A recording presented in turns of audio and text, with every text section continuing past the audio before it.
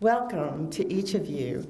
We are very, very glad that you chose to be here with us today, whether you're joining us here in person or virtually. We're happy that you've taken the time to share with us our first 2021 Black History event. Today we're welcoming back to campus an esteemed member of the Concord family as our guest speaker. He's held an important place in the life of this campus, serving on our Board of Governors and for 8 years and as its chair for 4 years. He's a scholar, a leader, and a very good friend to our campus, and I'm so proud to be able to say he served as a very, very important counsel and mentor to me as president. He is someone I respect very much. I relied upon him to a degree that was immeasurable, and someone who I trust explicitly. We are all grateful that Mr. Elliot Hicks agreed to speak today as a part of the series of events that Concord has scheduled to celebrate Black History Month. Black History Month is a nationally recognized observance that is indeed a celebration of African American voices of the past who helped shape our nation's history, and one of the many voices of diversity today who continue to move our country towards equality. In order to move the needle forward, it's important to continue the conversation that began many, many years ago, and to begin more and deeper conversations that include additional insights into the issues we're facing as individuals and as a nation. Conversation, in my mind, is one of the keys. Action follows that, and hopefully growth, inclusion, and a far better understanding of diversity and equity will follow. Before Mr. Hicks speaks with us, please allow me to first introduce Concord's Director of Diversity, Equity, and Inclusion, Dr. Michael Bean. He joined Concord University in 2017, has served as a professor in the Department of Education, teaching many graduate courses in educational leadership. He also teaches education classes at the undergraduate level. For a time, he served as Concord very well as our assistant provost, and this year was appointed to serve as our director of diversity, equity, and inclusion. He has a full plate of activities, to be sure. He has a lovely wife and 2 beautiful children who are joining us here today. So thank you very much for being here, and now I ask you to join me in welcoming Dr. Michael Bean.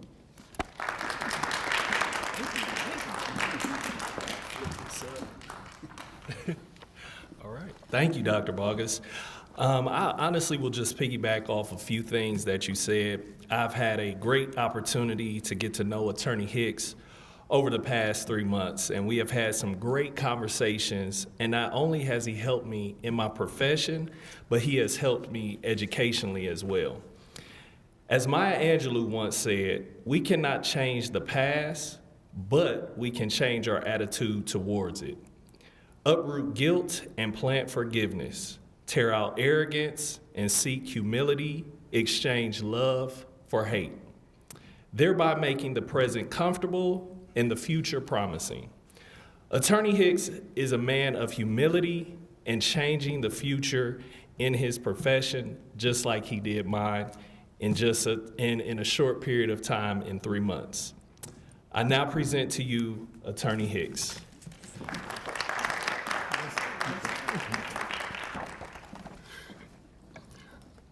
Good afternoon, everybody. It's so wonderful to be here again. I saw that the professor had the same battle with Dr. Bogus that I had at graduations, where we have to deal with this little step that's under here. So he got it prepared for me, and I appreciate that. We always had to put it up and down as we went through the graduation ceremonies.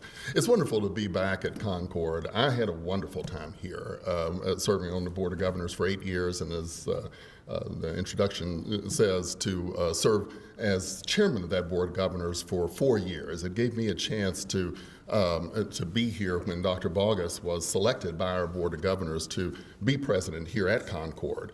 And that was a wonderful time because we were able to choose somebody whose roots are deep here, somebody who cared about this campus community, and not somebody who was merely a mercenary who was trying to go from one place to the next. Instead, this is somebody who was going to be here to do the hard work that needed to be done at a time when educational appropriations are slipping, when the crises, the multiple crises that we have in southern West Virginia have taken hold, and to try to make Concord a center of education in southern West Virginia.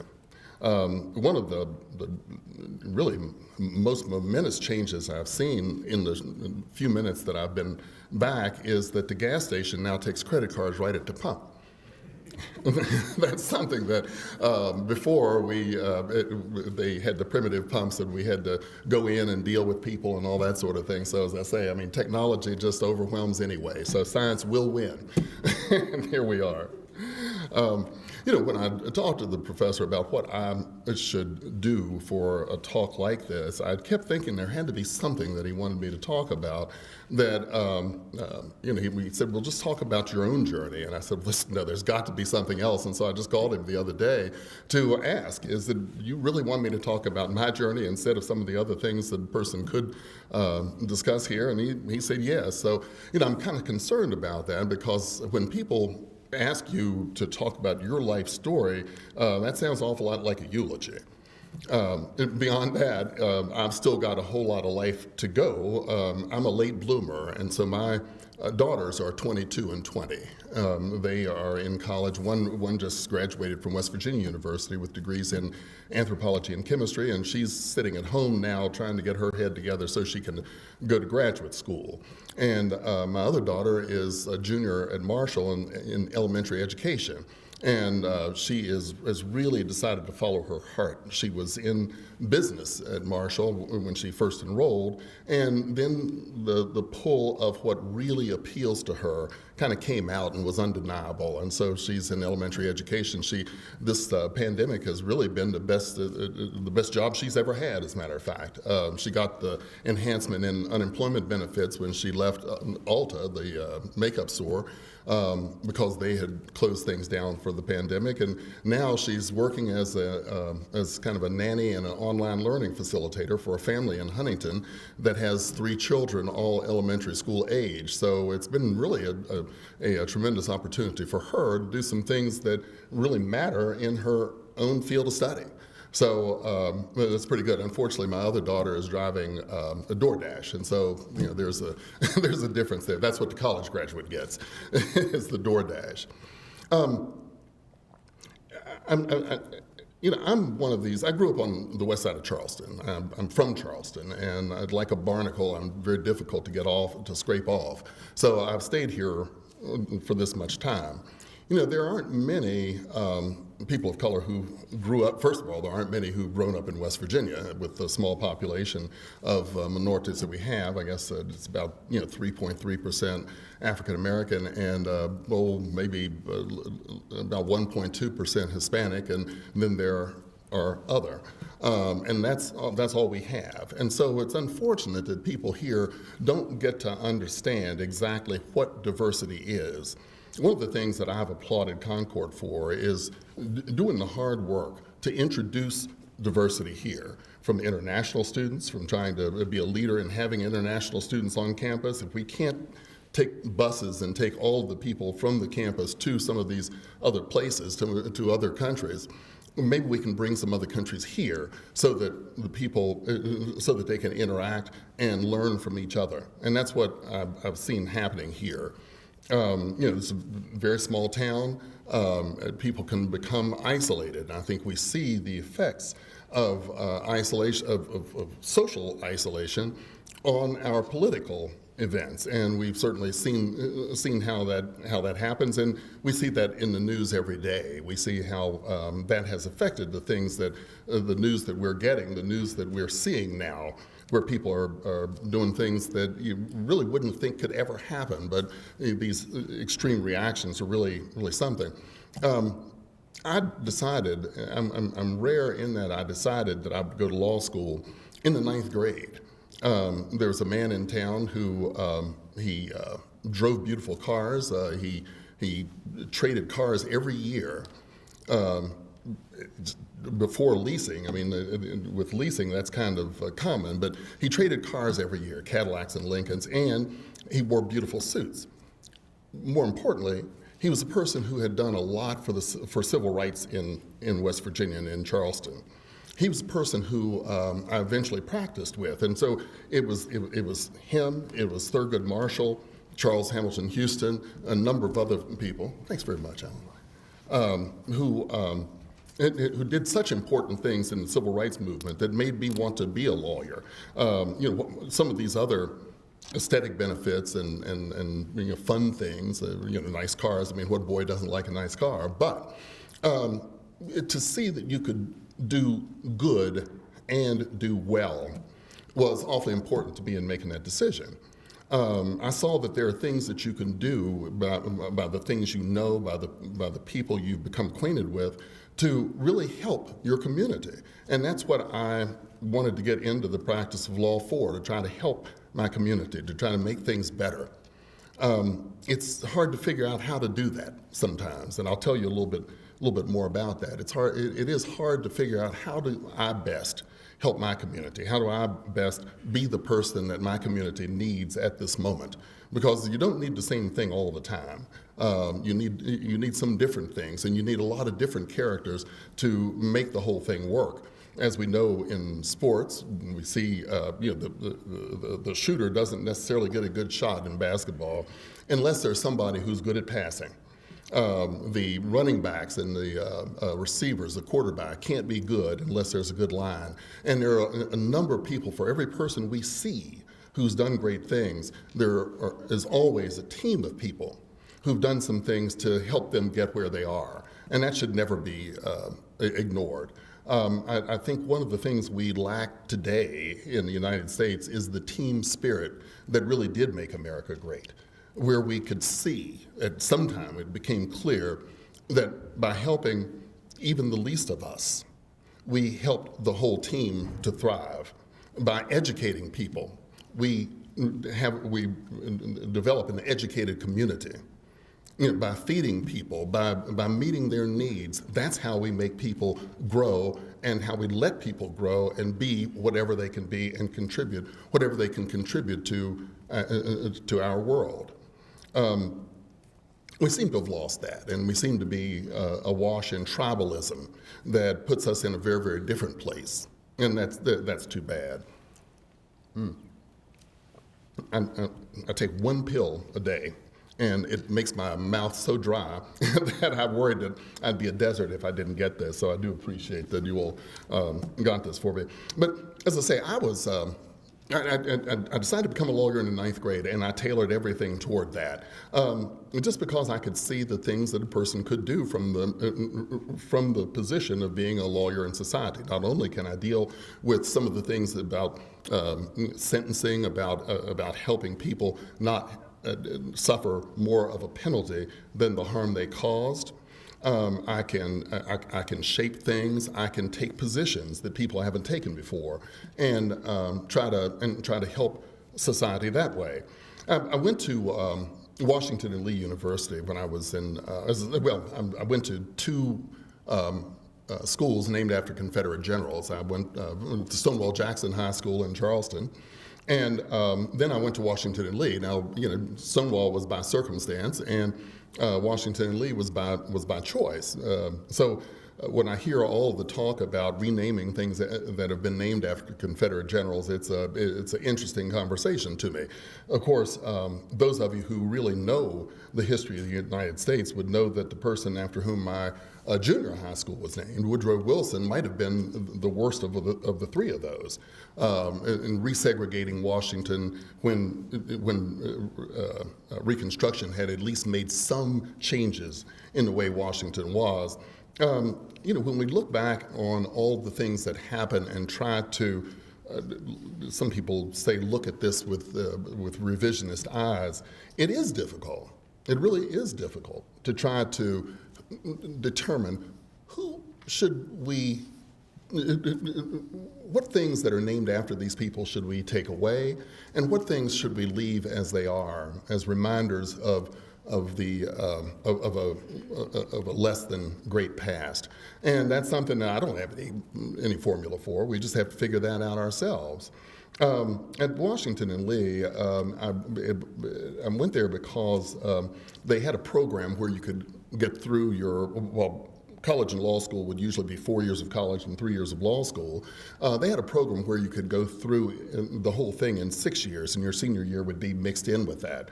I went to my freshman year, though, and had great success on campus, in campus politics and such, but I realized that I probably ought to pay some attention to my lessons because I had my first semester the worst grades I had ever seen or heard of. And that was quite a shock to me because I'd put an awful lot of my self-worth, I guess judge my own self-worth based upon something that I thought I could do blindfolded, and that is academics. I always thought that I could take care of that without even trying that much. Well, I learned that there's some smart people and well-prepared people who are not just mailing it in. They really know how to do this, and I had a lot to learn. And so all this talk about trying to do a 6-year program for the law, all I wanted to do was to get out and get to law school. So it was it kind of reoriented things. At Washington and Lee, it was a very, very different place from what I was used to. I've always been very proud of West Virginia as a live and let live kind of place. I've always, when I went to Washington and Lee and learned what a stratified society Virginia was back in 1974 when I arrived, I was so proud of that live and let live attitude in West Virginia. I've been able to do things that a lot of people just don't get to do in more densely populated places, and I've been accepted in ways that I don't know would be likely or possible in some of those other places. And so I was very proud of what we were, of the live and let live attitude that we had in West Virginia. But I think today that openness and what I call innocent ignorance of diversity has led, some people have manipulated that to take it to a very, very different place. I still love that I live in a place where people speak to each other on the street. I still love that there are so many things that we can do. I mean, I say not to brag on me, but to really brag on the people who are around me. I became a boys' state governor when I was in high school, and it's just because everybody was open to that. I'd met a lot of these people who went there with me playing sports, and so I was very pleased with that. But when I went to Lexington, Virginia, when I talked to people at home, the way I described the place was that I came from a place where the Civil War was history and not current events. I think that so many people, I know that I have some in-laws down in Georgia who still think that if you talk about the Civil War more and more, that somehow you can change its outcome. And you can't change its outcome. It is what it was what it was. And education is the key to learning how to fight against revisionist history. We have to know, and education becomes more important than ever now. One of the subjects I'm writing about right now is some of the people who have been misled and misunderstand the history of our country in a way that has led them to take some disastrous paths. And it's only, and I mean down at the elementary level, we have to teach people, first of all, try to get people to have a thirst for knowledge. Then we have to make sure that they can get an unvarnished truth about where they are, about who they are. And that's hard to get. When I grew up, there were only 3 networks on television that you could see. And there was such a thing as common sense, a sense that was common among all the people. But now it seems like we've lost common sense. We have so many things that can be twisted in any way you want them to be twisted. And people who live in the silos that you hear about, figurative silos that you hear about, where they don't hear anything but the people they want to agree with. And that's been cancerous for us. Like every great evolution in our society, we have to learn how to deal with it.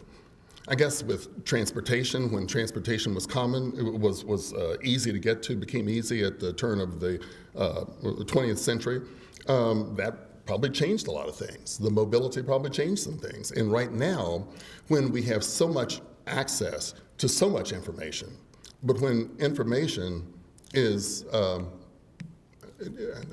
equalized to the point where any person has the ability to get a message out to millions of people just from the keyboard in their basement.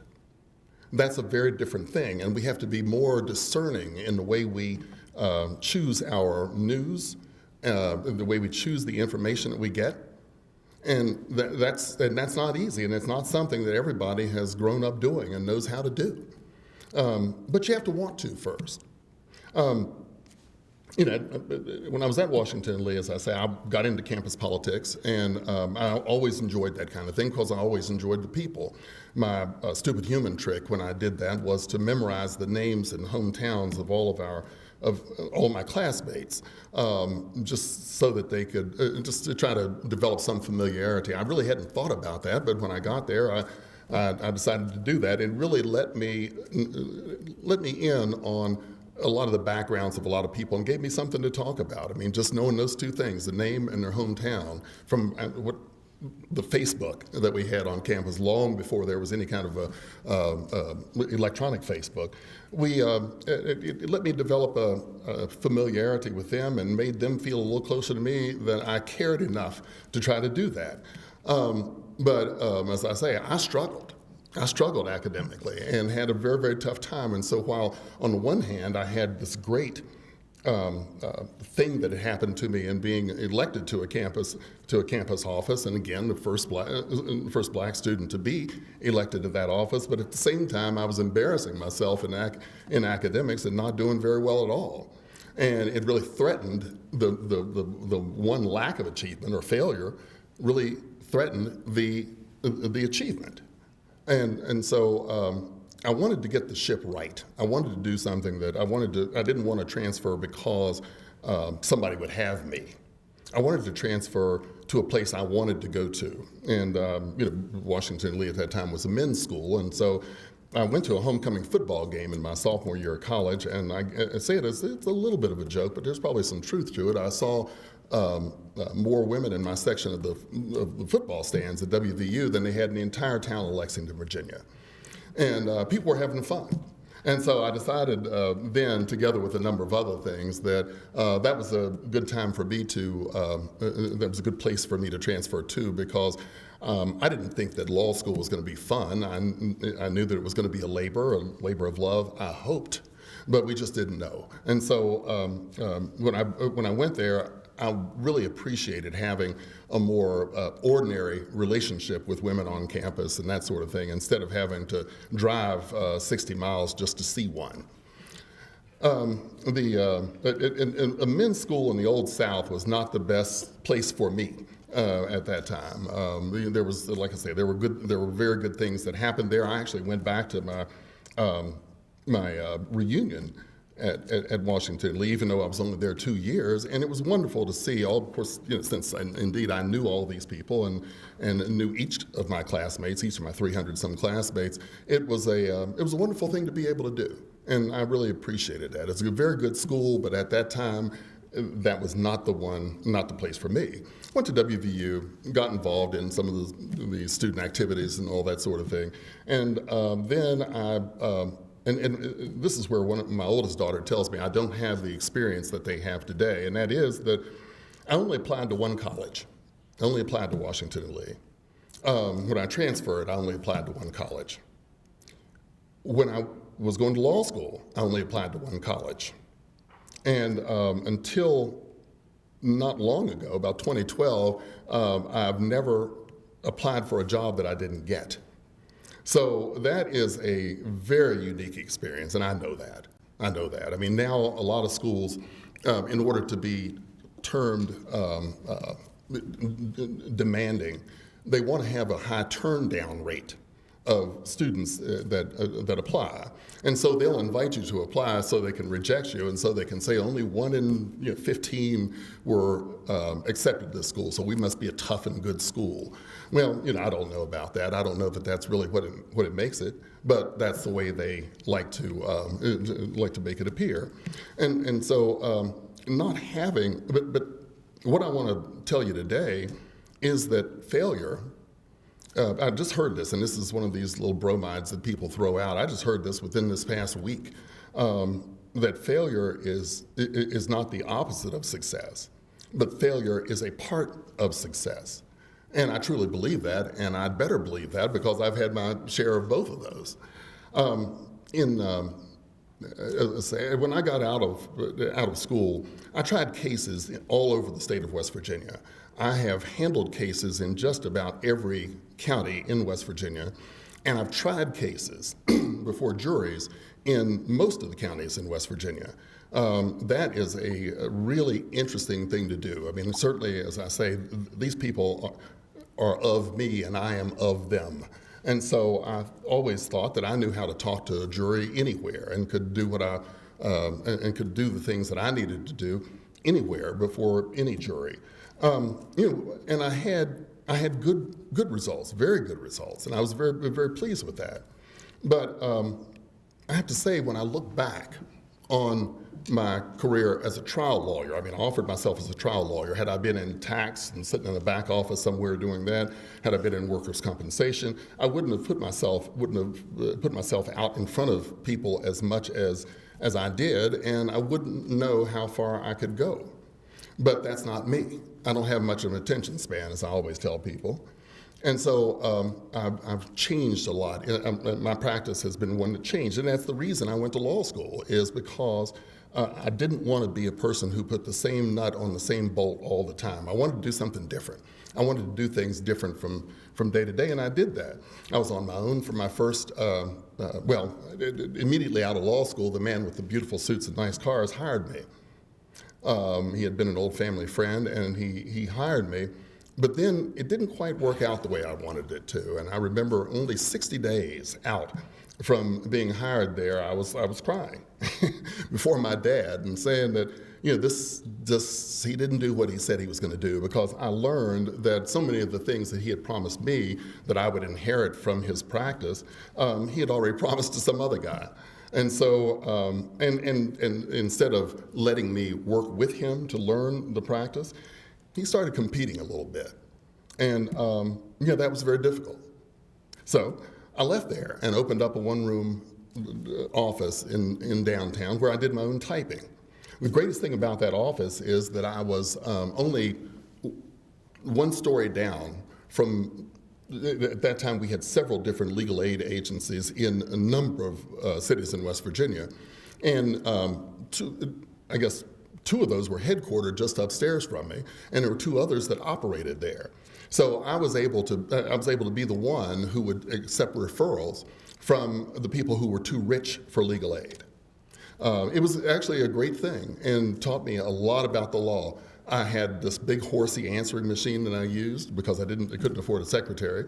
I did my own typing on my little typewriter that my mom had gotten me for college, and I sat around and read the West Virginia Code when I had some spare time. Now that's not a fruitful exercise, so don't ever try to do that. Even if you go to law school, don't do that. Because without context, it's completely, it really it's meaningless without context. So I did that, and then I came to the point where I decided that, and lawyers weren't advertising at that time either, and that's something else that's kind of funny, that the telephone books, yes, telephone books, they were taking ads, and lawyers were only beginning to advertise. I think the case came out of, I believe it was a Virginia case from 1979 that allowed lawyers to begin advertising. And so the yellow pages were beginning to fill up with lawyer ads, and I just wanted to figure out what I could do to try to change the trajectory of my career. So with great trepidation, I took out an ad in the paper that was this big, and they offered the opportunity to have your telephone number in red.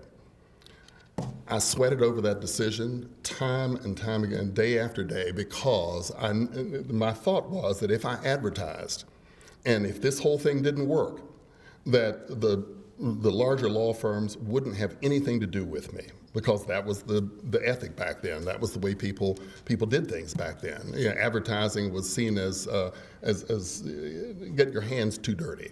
And so I worried about doing that, but I did it, and it's still, I could recognize my client as the side of the divorce that could not pay. Or I had a court-appointed case where where they wouldn't meet me at the office for any kind of a consultation. I'd walk into magistrate court looking around for a John Smith who looks like he might have committed a grand larceny. So, that was, and I wanted to raise my practice from that. I wanted to learn how to try cases a lot better. And so I joined a law firm, and I was the 20th lawyer in one of the firms in Charleston, one of the 5 biggest firms in West Virginia at that time. I was able to stay there for 16 years. We had a breakup, and a number of things changed from time to time. It's amazing how things do change. I was just talking to Dr. Balgas about some of the venerable institutions that we think are going to be here forever now. Once you age a little bit, you look around and you see that they're not there anymore, and you realize that our life is a little more transient than we ever thought it could be. But at the end of that time, I became the state bar president, and first lawyer of color to become state bar president. And that was a wonderful thing for me, because once again, I got to meet people that I don't ordinarily meet. And in going around to various courthouses, I was never a stranger, because with the events we had, the way we interacted with the courts, I knew the judge already before I got there. And they had already read some of my writing that was in the State Bar Journal. And so I felt a kinship with, first of all, just about every lawyer in the state, and the courts were not a foreign place to be. The courts in those counties were not foreign places, because I could always find a friend in some county that would let me sit in their office during a lunch hour and use their copier or whatever I needed to do to try to facilitate my trial. As I say, I made my reputation in trial work, because I thought that was the exciting part of practicing. But like I say, it's only now that I've been able to look back on that and say that my career may have been retarded by depending on trial work to advance. Because there are probably, I often said that there were a number of counties that I tried cases where I was not only the only person of color who was in the courthouse that day, but in some of them I was the only person of color who had passed through that county that week.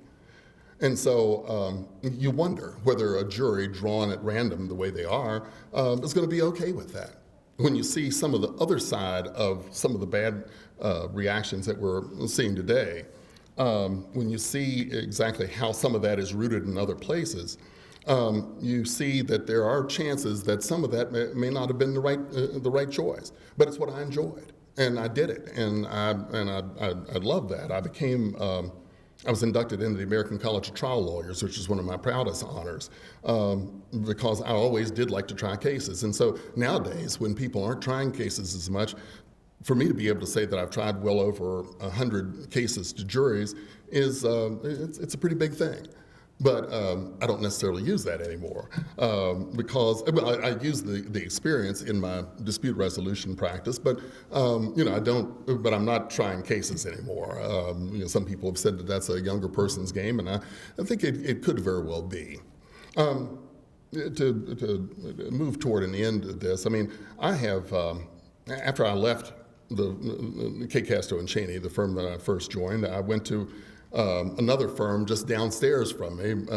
It's 2 floors down, and I wanted to consult another lawyer about leaving K. Castro and Cheney, and he said, if you're going to do something, why don't you just come down here? So I did that for 2 years, and then an Atlanta law firm asked me to assemble and manage an office in Charleston for them. It's a long story why they needed to have that done, but I went ahead and did that, and I did that for 5 years. It was, again, a great experience to assemble and manage my own firm, but they wanted to do a work that I found mind-numbing. And so it wasn't something I wanted to continue to do. After that, after those 5 years, I joined Spillman, Thomas & Battle for 7 years, and that was a great place for me. We did lots of high-end litigation, and it was very intellectually satisfying. But we came to this oil and gas era that we are. I don't know whether it's the end or what. I mean, it's a roller coaster, so who knows where the end is. Where everybody said that all the law firms and everybody else, everybody was chasing oil and gas. Everybody said that we are the Saudi Arabia of the United States, that we had all of those resources available to us, and that of course would be the thing that would supplant coal mining for a job in West Virginia. Well, I was influenced by that, but being a trial lawyer, I've often led the talks when we went to some of these companies to try to see if we might be able to do work for them. I often led the talks, but at the same time, I didn't necessarily get the work because when you're a trial lawyer, if they don't have the courtesy to get sued in your jurisdiction, you don't have any work to do for them. So we're getting work for other people. So I decided I would try to start a company that would provide environmental consulting to the oil and gas companies. And I thought that was the way that I could maybe find my own niche in the oil and gas industry and get away from firm practice, which I found very Machiavellian. The minute I left the comfortable arms of a partnership at a law firm, the oil and gas business went into a coma. So there was really nothing there for me to do. All these people that I'd spent so much time getting to know, all the pledges that I'd gotten from people that they would use my company, those all turned to steam because there was really nothing to do, and those companies were going bankrupt. And that's another one of those failures. Timing is truly everything, and there's no way I could have predicted that, but it's what happened. And it was really very uncomfortable after being a top partner in a law firm. Financially, it's very rewarding, and I was happy to have that. But to leave that and go somewhere else and then have to start eating into my savings was not the best. It was not the best situation for me, and that was a failure. It was a failure not because I'd done something wrong, but because I took a chance. And if there's anything I would say to students here, and I know it's been said before, this is not original, but I definitely regret the things that I didn't do, the things that I didn't try, much more than I regret things that I tried. You have to aim high. Some of these things are awfully audacious. Some of the goals that I've had, some of the things that I've tried to shoot for are awfully audacious. But I thought I could do them, and I tried. And that feels a whole lot better than not trying and saying, what if? What if I had done this? What if I had taken this chance? So, and we're still recovering. I mean, right now, in addition to my dispute resolution practice, and dispute resolution, because I think that I'm much better at bringing people together than I am at butting heads with people. So, in addition to that, right now we are about to buy these tandem dump trucks, so that and I've joined the former Secretary of Transportation and a couple of other men, and we've repurposed my company so that we can try to buy some trucks and get out here and do some of the and work on some of the paving and other highway projects that the state's working on. We'll see. Like I say, my story is not fully written yet, and I'm still trying. And it's funny that being a person who is late starting everything, as I say, I'm 42 and 44 when my children were born. I don't feel bad humbling myself to ask for business from some people in an industry that's really never heard of me. And as I now talk to my children, as my oldest daughter, tries to figure out exactly what she's going to do. I mean, right now her plan is to go into medical anthropology, but I say, don't let your degree be a shackle. Yeah, it should be a launching pad, not a shackle. So just because you majored in something doesn't mean that's what you've got to do. And so many people that you see, and so many of the professors that you see here are working in areas that they didn't expect to work in. So you keep your eyes open for opportunities and keep yourself excited. I tell my daughters too that if you find somebody who's curious, find a mate who's curious, you'll never be bored. And that's what, and I think I try to maintain a level of curiosity that keeps me from being bored and amuses my family in the meantime. I don't know that I have anything else. I certainly didn't prepare much at all because I figured talking about me, I know me enough to do that. But I'm happy to have had the opportunity to talk to you, happy to come down and see old friends, and appreciate your inviting me. Okay? Thank you.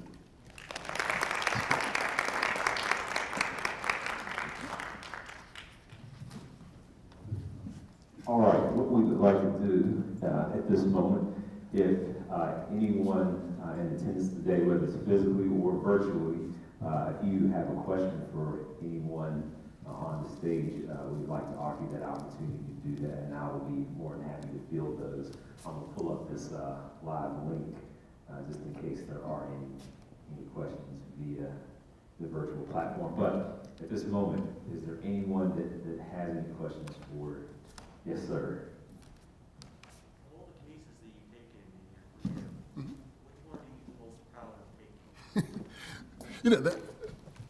That's funny. The ones that I've taken that have been the cases that people think would be the most interesting are not necessarily the ones that are most interesting.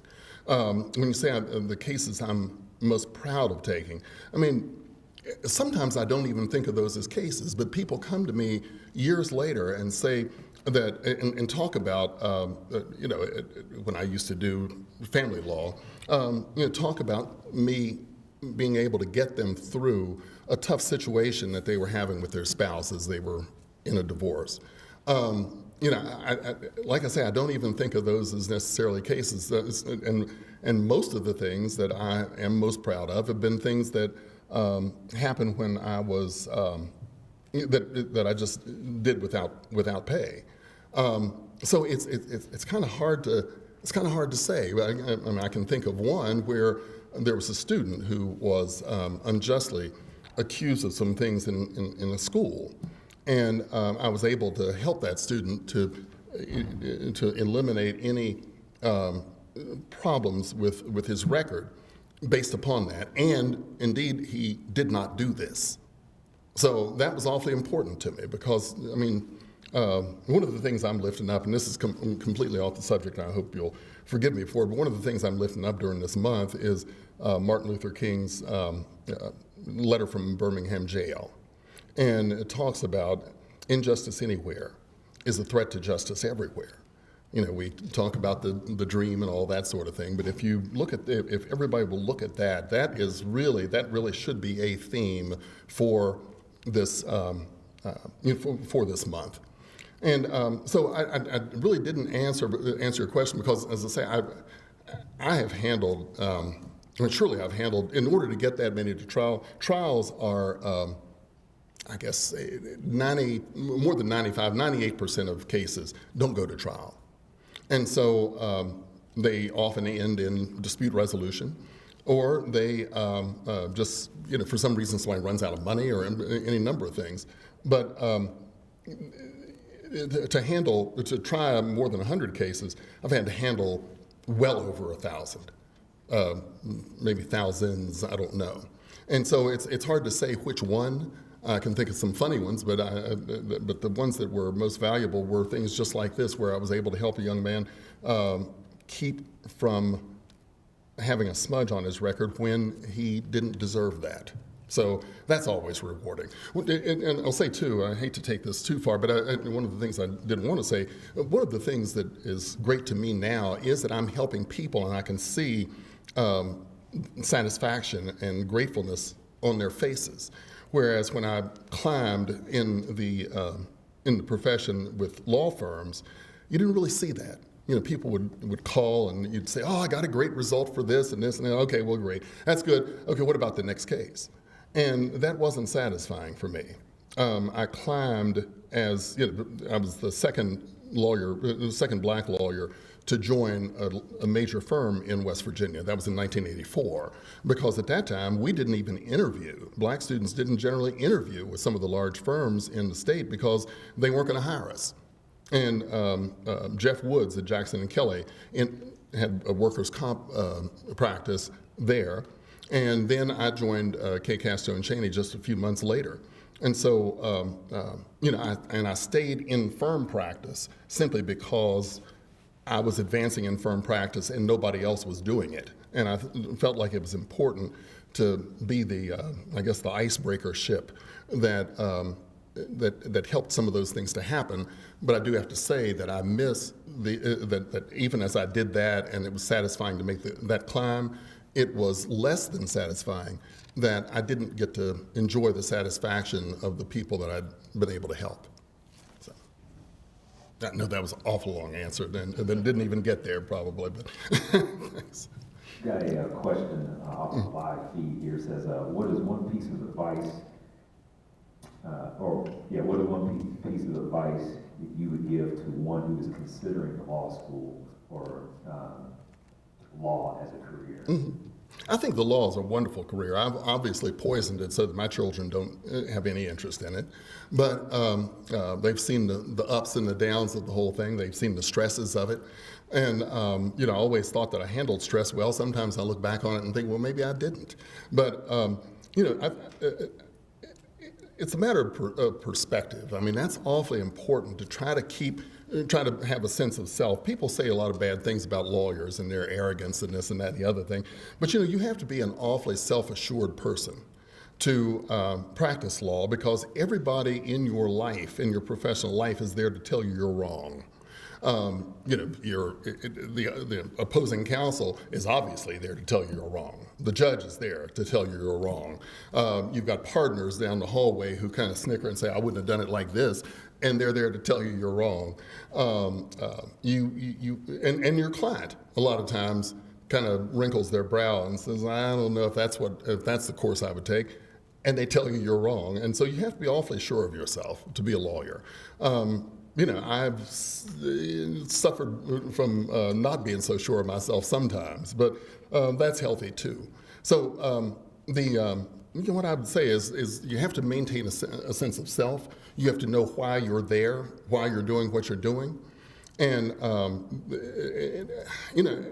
they make you think a different way. I mean, another thing that my oldest daughter has, we wrestle a lot now, I guess verbally wrestle a lot now, because of the way my mind has been shaped by practicing, and I'm always looking behind things and wondering why, and questioning some of these things that she gets off her news feeds and all that. And she told me the other day she feels bad about that sometimes, that it makes her feel like I'm not, like I don't trust her ability to do those kinds of things. It's not that, it's just that, they change the way you think.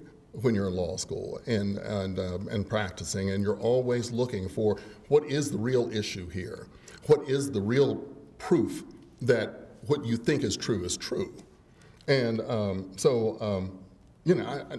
think it's a very rewarding profession, and it's still probably the best way to affect the society you live in of any other profession I know. You have more versatility in being able to affect the society you live in, practicing law, than anything else that I know of.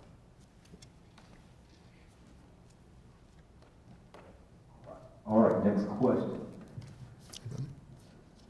We'll go with Destiny here, and then we'll make our way back to Destiny and Marcus and young man. Go ahead, Destiny. Thank you, Attorney Hicks, for sharing your story with us. Sure. I've read an article interviewing you, and they asked, how did you feel being in these positions? You're the first person of color in a lot of prestigious positions. You commented that you felt like you were sometimes under an uncomfortable spotlight, and I can relate to that in many aspects of my life. How did you deal with the spotlight, and what advice do you have for others experiencing the same situation? Yeah. Well, I can think of some things going back to my time in campus politics at Washington and Lee that was part of what made me a little uncomfortable there. I was on the executive committee of the student body, as I say, and I was elected to that position within weeks after I came onto campus. And I was reelected to that position in my sophomore year. We administered the honor system there. The honor system, most schools that have honor systems have a single penalty. At least, now they may have changed now, I don't know that, but there's a single penalty. It was supposed to have been modeled after something that Robert E. Lee had said, I don't know, but that's what they said, that a gentleman shall, men's school, that a gentleman shall not lie, cheat, or steal, or tolerate those who do. And one of my fellow black students was brought up on an honor code violation, and people thought that I should have the power to exonerate him, because it only takes one vote on the executive committee to exonerate a person, or at least not to be found guilty of the honor violation. And they thought that I should be the one who does that. I should be the one who votes that way, even though the evidence was awfully clear. That was very challenging, because we had 31 black students out of about 12 or 1,300 students there. So you talk about a tight community. It was a very, very tight community, and to be expelled from that community or have a wall built around you in a community like that was painful. But the way I had to handle it is, I have to use common sense. I have to do what's obvious. I realize that's not what happens all the time these days. We've seen that over the past several years. But but that's it. And I've got to be who I am. One of the things that was interesting about going to a place like that is that there were so many black students who were from other parts of the South who were not used to interacting with white students with ease. And I was. I'm in West Virginia, my God. What am I going to do?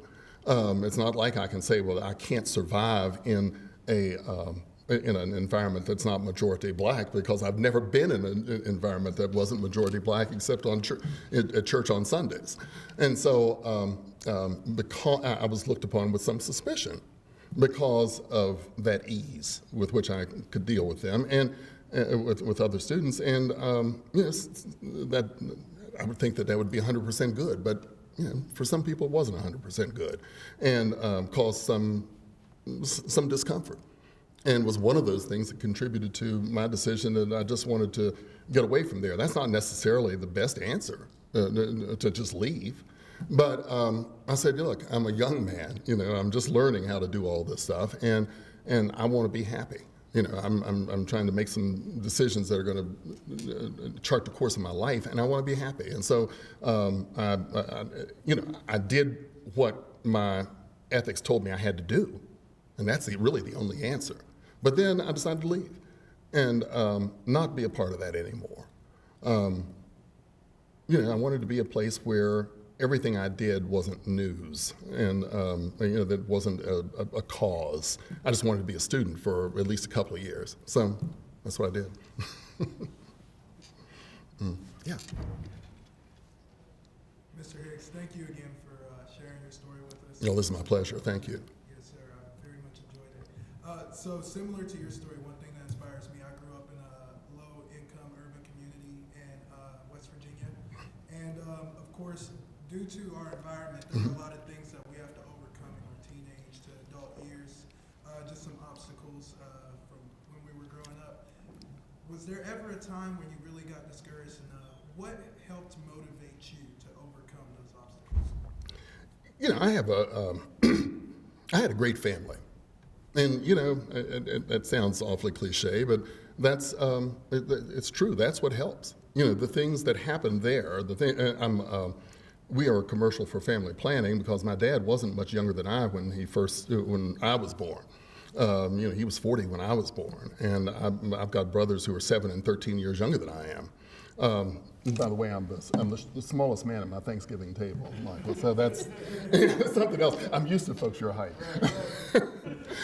But family really makes that happen.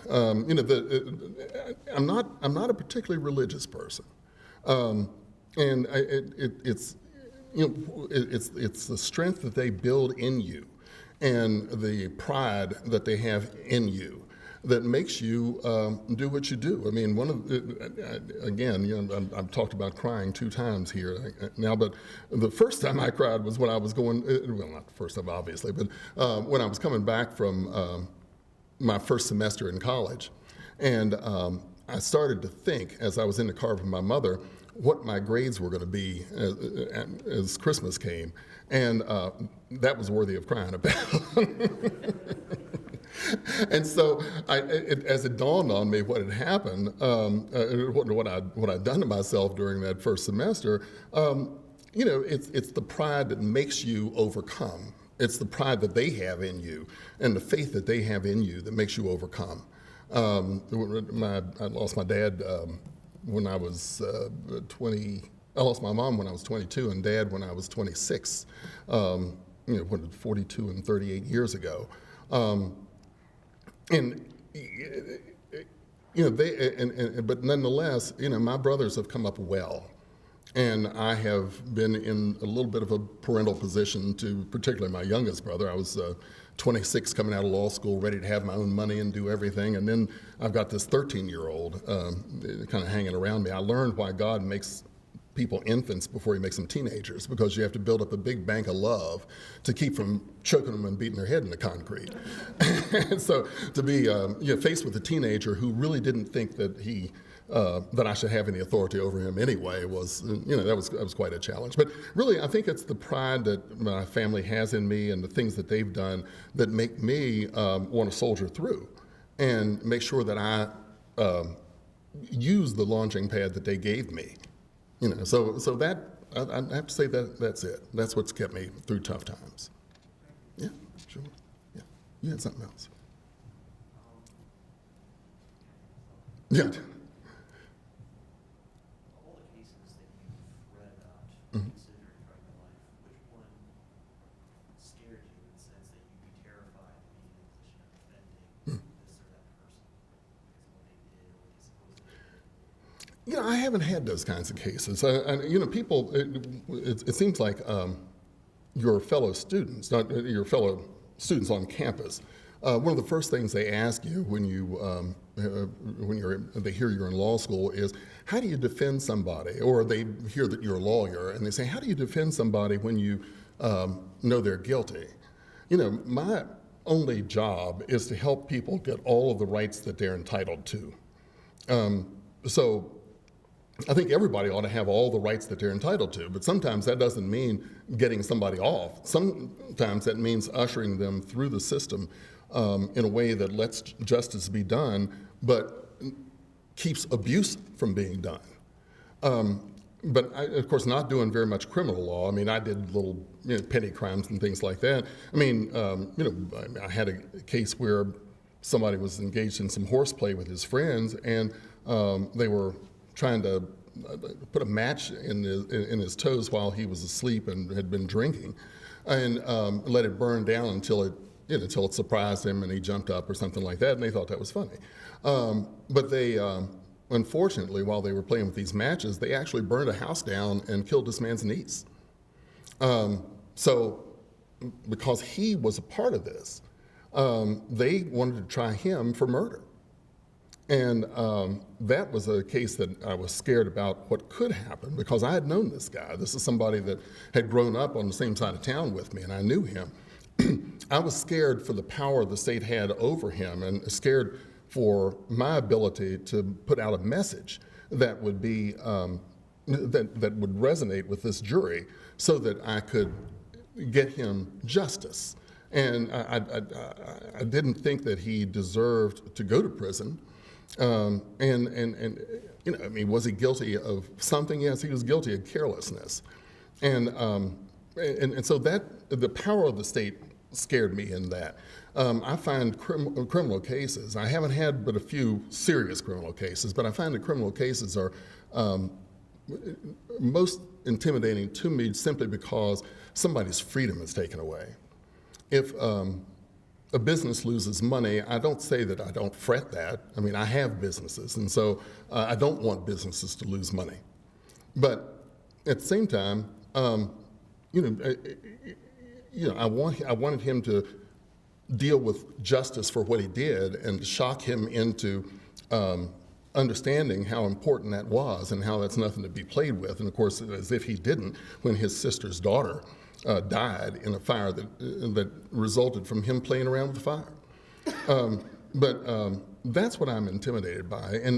But most of my cases have been civil cases, and I guess that case that I'm talking about, I tried that case probably back in 1983. And then joined a firm in '84 where I wasn't doing criminal work anymore. And there's times too when I've taken cases against major corporations with all the assets that they have, and you get intimidated by the resources that that the other side may have. But the rules are designed to equalize some of that. The rules of civil procedure and such are designed to equalize some of that. And it was tolerable. I enjoyed what I did, and I thought that I had developed some skills to do it. I just said it as recently as last night. I mean, when you talk about class rank and all that, and this is a terrible thing to say in an academic setting, but I said that I was one of those that made the upper 3/4 of the class possible in law school. By being in the lower 1/4 of the class, but it was only because I was burned out from going to school all that time, and I wanted to get out and not ask Dad for $10, and I wanted to get out and have my own money and all that kind of thing. But I thought I was, but nonetheless, I knew that I was well prepared, and I knew that I knew how to do this, and so I never was really intimidated by the case that way. Hope I got to that. Anybody else? All right, I think we have time for one more question, and we will wrap it up. So if there is one last question. Okay. Well. Anyone? Great. Just to kind of maybe piggyback on something you said, that kind of stood out to me. I'm in the same situation. I had a great family, still have a great family, and I'm very, very fortunate. I didn't realize how blessed I was till I got to high school, college, and saw some of the situations, some of my friends. But something I would say to some of you, because we all come from different backgrounds and different situations, family is not always defined by bloodline. That's so true. And so I think it's important to surround yourself with people that have your solutions and not your problems. And as someone I heard say, your associations determine your destination. So you can tell where someone's going by the people they hang around. And I didn't realize as much why Mom didn't want me to be around certain people. I didn't get it, but man, do I get it now. So just remember, if you're in that situation, don't get discouraged because maybe you don't feel like maybe you come from the greatest situation in terms of family members from your bloodline.